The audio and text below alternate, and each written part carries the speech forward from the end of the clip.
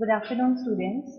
Today we are going to discuss about production technology of chilies and capsicum. In this lecture, you will come to know about the cultivation practices of chili as well as capsicum. So firstly, classification of chilies. So the botanical name of bell pepper is Capsicum frutescens and botanical name of chili is Capsicum annuum. So this is the difference between the scientific names of bell pepper as well as chili. Bell pepper is known as Capsicum frutescens and chili is Capsicum annuum. And this chili and bell pepper belongs to family Solanaceae, and the chromosome number of both of the species is 2n is equal to 24, and the origin of both species is different. So bell pepper was originated from South America and chili was originated from Peru, right? Now, what is the importance of chili in our nutrition, right? So, green chilies are rich in protein. They are rich in calcium, magnesium, phosphorus, potassium, copper, and sulfur. And vitamins like thiamine, riboflavin, and vitamin C are found in chilies. Chilies are major ingredient in the curry powder, right? So you can see that in any kind of curry powder, the chilies are the main ingredient. And there is pungency in the chilies. So this pungency is due to the presence of alkaloid that is known as capsaicin, right? So pungency in chilies is due to capsaicin, right? Now, the climate and soil requirements of chilies. So, chilies require humid climate for its cultivation, right? And chilies are photoinsensitive. It means day length doesn't affect the flowering or fruiting of the chilies, right? So, fruit setting is not dependent upon the day length. So, we can say that chili is photoinsensitive in nature. And for chili growth, a frost-free period of about 130 to 150 days is required, and temperature range, the suitable temperature range for chili production is 15 to 35 degrees Celsius, and the night temperature for the fruit setting should not be above 30 degrees Celsius, right? So if the night temperature at the time of fruit setting go higher than 30 degrees Celsius, then chilies will not set fruits properly, right?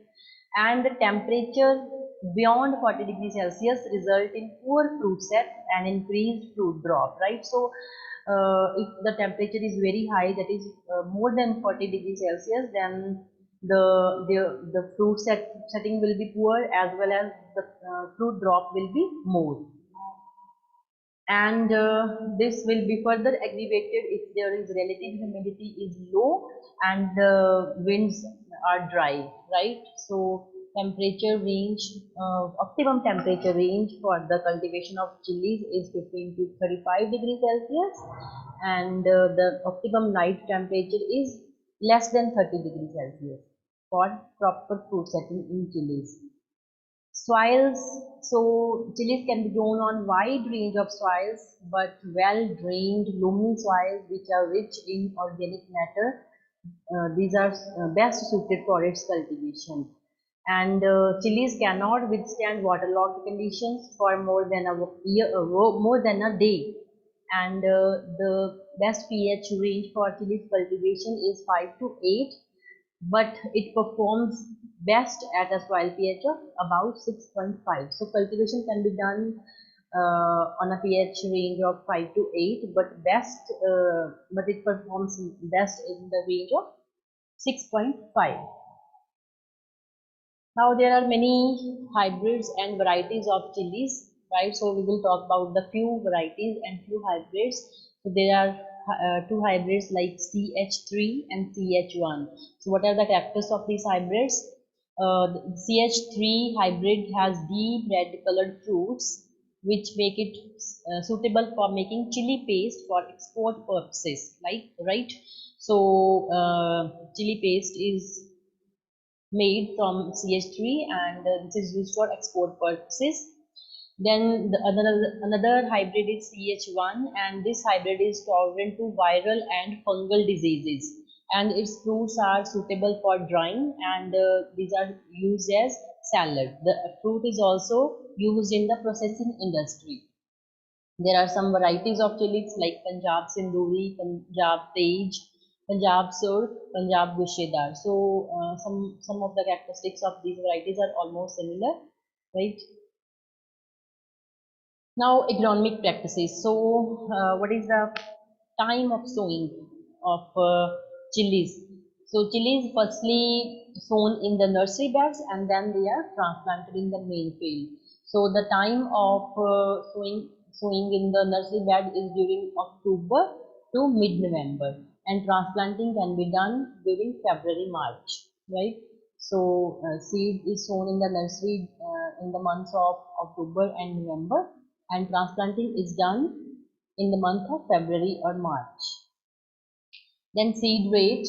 So for raising the nursery for 1 acre, we need 200 grams of seed, right? And the nursery area should be 25 square meter if we want to transplant the seedlings in 1 acre, right? So 200 gram of seed is taken and it is sown in an area of 25 square meter, and then seedlings are transplanted into the main field. Then how we have to raise the nursery for chilies. So these chili seeds are sown on the raised beds. We have already talked about raised beds, that what kind of raised beds are. Raised beds are 15 to 20 centimeter high than the ground level, right? And width of the nursery beds should be 1.25 meter, and they should be uh, high 15 centimeter high from the ground level, right? So firstly we have to make the raised beds, then we have to sterilize the soil with formaldehyde, right? So after sterilization the beds are covered with the polythene sheet for a period of about 48 to 72 hours, right? So after this period the polythene is removed and seed can be sown after 3 to 4 days.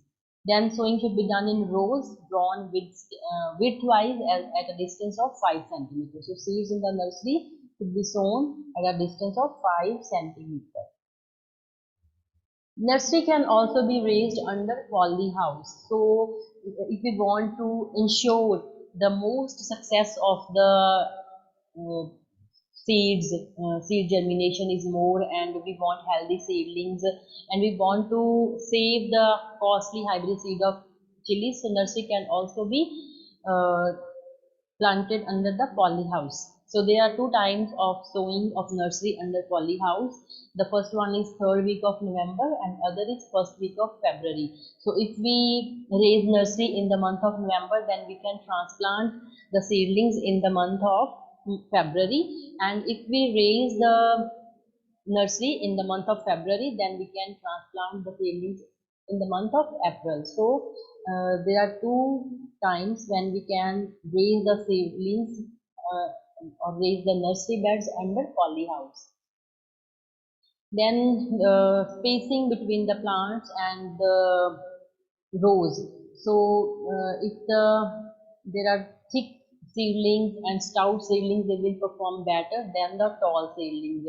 And the distance between row to row should be 75 centimeter and plant to plant should be 45 centimeter. So spacing should be 75 by 45 centimeter. Then we have to apply nutrients in the form of fertilizers to the plants, to the chili plants, right? So that they can get proper nutrition. So for that, if we have planted 1 acre of chilies, we have to add 10 to 15 tons of farmyard manure, 25 kg of nitrogen that can be taken from urea, 12 kg of phosphorus from single superphosphate, and 12 kg of potassium from mirrors of potash. Now, how these fertilizers should be added? So, whole of the farmyard manure should be added at the time of transplanting. before 10 to 15 days of transplanting into the soil, right?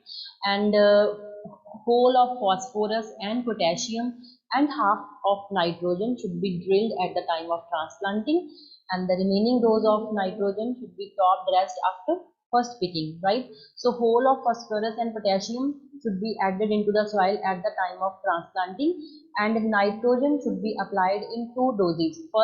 Dose first half of nitrogen during transplanting, and second half of nitrogen uh, should be top dressed after first picking of the chilies, right?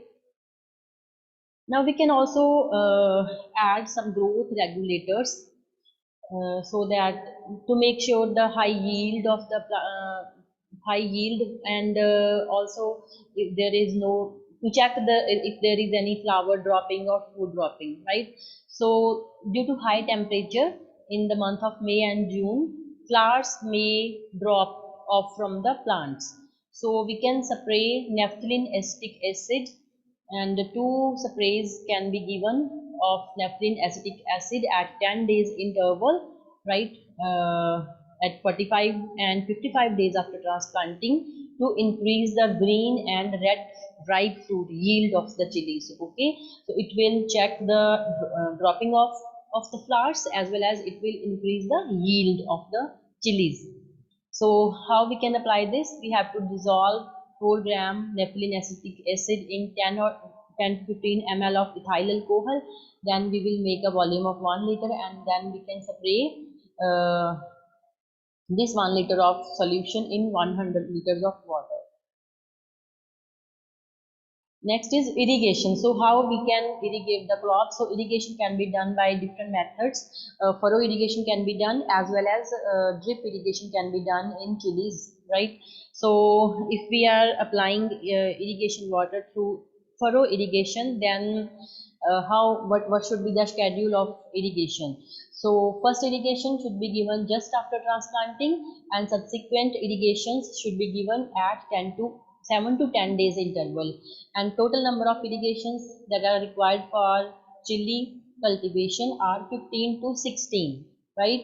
And if we want to save the irrigation water, then we can irrigate the crop in alternate furrows, right? So we can irrigate one furrow and then skip the other furrow, and then again irrigate the next furrow, right?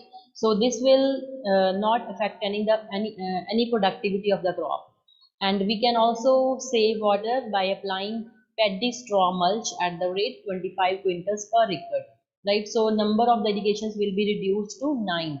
So the if we do not apply any kind of mulch, the number of irrigations required are 15 to 16, and if we apply mulch, then we require only 9 irrigations for chili. Now drip irrigation. So drip irrigation results in the increase of yield, as well as it saves the water. Okay, so with drip irrigation we can save about 46% of water as compared to the conventional method of irrigation. So under this system, irrigation should be applied at an interval of 2 days, right? So if we are following drip irrigation, we can apply irrigation at 2 days interval. And if we have to follow drip irrigation, we have to transplant 2 rows of chilies on the beds that have width of 80 centimeter, and the row to row distance should be 60 centimeter, and plant to plant distance should be 45 centimeter if we are going for the drip irrigation method of irrigation. Then provide 40 centimeter space between the two beds. The chili crop should be irrigated with one lateral pipe per bed, having drippers spaced at 30 centimeter and discharge of 2.2 liters per hour. Now interculture. So chili is a slow growing crop. Okay, so that's why it cannot compete well with the weeds. So we have to keep in check the weeds. So weeding or hoeing or application of herbicide should be given, so that we can check the growth of weeds, right? So frequent shallow conditions are undertaken to facilitate the soil aeration and proper root development.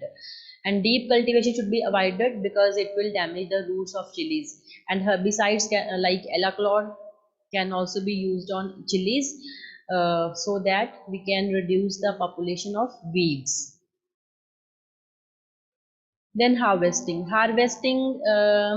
if we want to make a dry powder of chilies, then we have to allow the chilies and allow to turn them into red color, and then 6 to 7 pickings will be required for proper harvesting of chilies. More pickings are possible for harvesting of green chilies, and then we have to, after harvesting, we can dry the red ripe chilies in sunshine. After harvesting, okay, seed production, how we can produce seeds of chilies. So chili is a often cross-pollinated crop, right? So it is often cross-pollinated crop. So isolation distance, that we have already talked in case of tomato and brinjal. So we need an isolation distance between the two varieties of the same crop. So for chilies we need a minimum isolation distance of 400 meters, because it is a often cross-pollinated crop, right? So 400 meters isolation distance between the two varieties of chilies or varieties of sweet pepper should be maintained. Then regular inspection should be done at the different stages of maturity to ensure the genetic purity.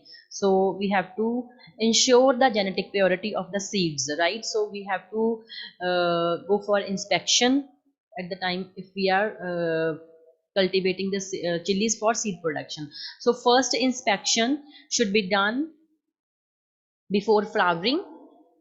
Okay, so first inspection should be done before flowering, and any kind of off type plants or any extra early plants, they should be removed.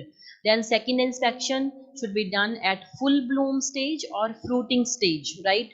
And at this time we also have to check all the fruit shape, fruit color, position of the fruit, flower color, plant spread, and leaf characteristics, right?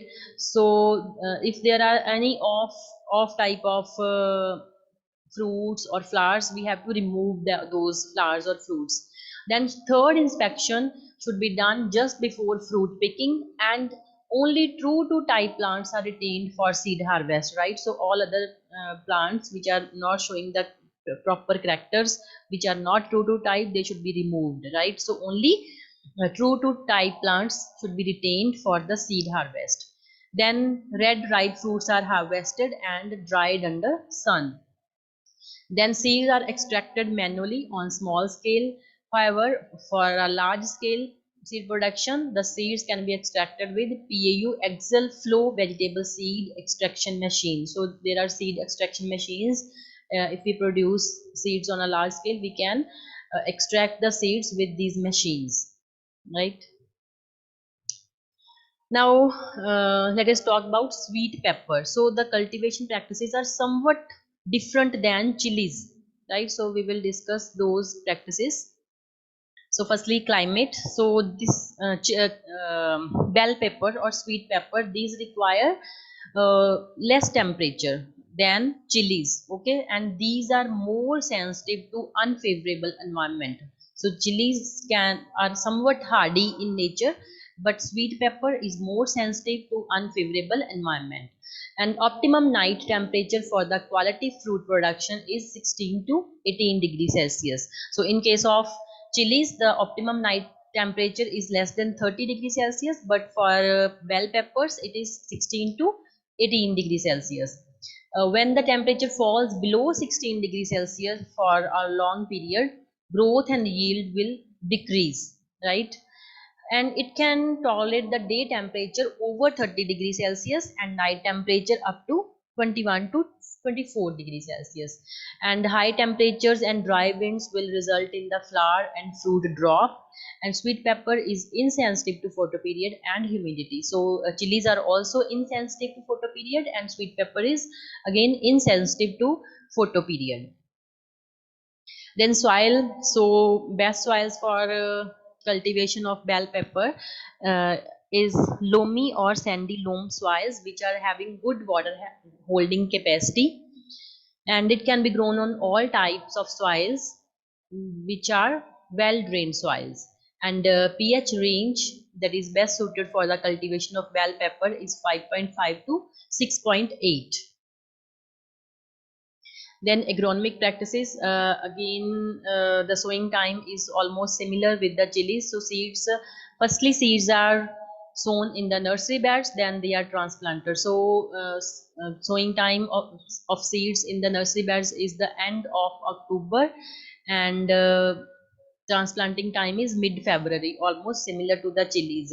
And the seedlings of bell pepper should be protected from frost during the month of December January by covering the seedlings with polythene sheet or circunda cover, and these are transplanted in the main field during mid-February, right? So we can also raise an early crop of bell pepper. So if we want to raise an early crop, we can sow the seeds of bell pepper in the nursery in mid October and transplant them in end of November, right? So this crop, which is early crop, this is protected with polythene or secunda cover in the field during the period of frost. So which is the period of frost? That is December to January. So whole of the field should be protected from frost. And seed rate is again similar. This is 200 grams of seed is required for 1 acre. Then low tunnel technology. So we can also raise bell peppers using low tunnel technology. So it will help the plants to protect against extreme low temperature during December to mid-February. So nursery of the crop is sown in the first fortnight of October, and protect the seedlings against whitefly to check the spread of viruses by covering them with a net in the area of nursery itself, right? So in the nursery, the seedling should be protected against white fly. So white fly cause spreading of viruses. So we have, if we want to check the spreading of virus, we have to control white fly in nursery beds by providing net in the nursery area. Then 4 to 5 week old seedlings are planted on both sides of the raised beds, maintaining a distance of 130 centimeter and 30 centimeter between rows and plants respectively, right? So 5 week old seedlings are transplanted. Then these beds will be covered with the polythenes that will make low tunnel technology. So in the beginning of December, fix the iron arch manually at a distance of 2 meter so as to cover the paired rows and support the plastic tunnels, right? So to support the plastic tunnels, to support the polythene sheet that we have to use for covering these seedlings, so we need to fix iron arcs. Then to prepare these arcs, flexible iron rods of 2 meter length are shaped into hoops and fixed in a way so as to have height of 45 to 60 centimeter above the bed level. Then transparent non-perforated plastic sheet of 100 gauge thickness should be used to cover the plants. This will help to keep the temperature of lower tunnel higher than outside. The sides of sheet should be buried into the soil on both sides. So and then when the temperature raises in the month of February, then we have to remove this plastic sheet. So this is the low tunnel technology we have already discussed in the previous lecture about low tunnel technology. Now spacing of bell peppers, these peppers are planted on ridges, and the distance between two ridges should be 60 centimeter and plant to plant distance should be 30 centimeter. Then manures and fertilizers. So to give them proper nutrition, we have to apply different fertilizers. So this crop is a heavy feeder, okay, so it requires more nutrients, and therefore loam to clay loam soils are preferred for its higher yield. For its higher yield, we have to apply farmyard manure at the rate of 20 to 25 tons per acre, 50 kg of nitrogen, 25 kg of phosphorus, and 12 kg of potassium. So these nutrient requirement is more than chilies.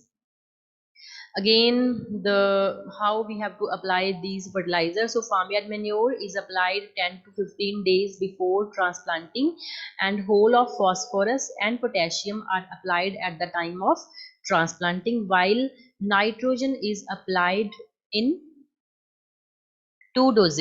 in three doses. Okay, in three doses. So first half, 1/3 of the nitrogen is applied at the time of transplanting, and the rest of nitrogen is again applied into two equal doses, 1 and 2 months after transplanting, right? So the doses of nitrogen should be given first at the time of transplanting, second after 1 month of transplanting, and third dose after 2 months of transplanting, right? So in this way the fertilizers are applied to bell pepper. Next is irrigation.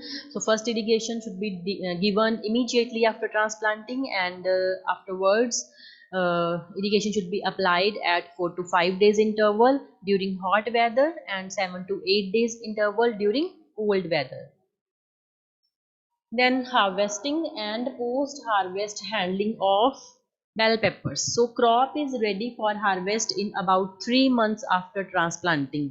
Okay, and we have to pick the fruits which are fully developed, and they are still green in color and they are shining. Okay, so fruits should be harvested when they are fully developed but tender and green and shining.